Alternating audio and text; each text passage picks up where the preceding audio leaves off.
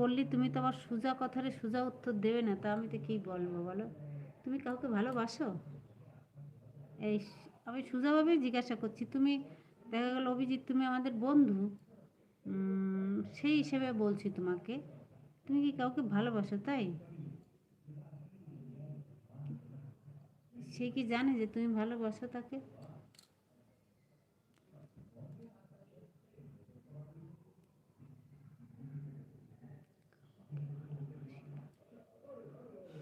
কাউকে ভালোবাসো না, তাহলে এত কষ্ট কিসের?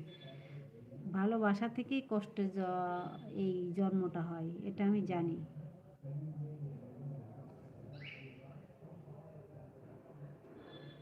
তাকে বলো, যদি কাউকে যদি তোমার মনে লাগে তাকে বলো তুমি যে আমি তোমাকে ভালোবাসি বা কিছু, তাহলে এরকম কষ্ট পেতে হবে না।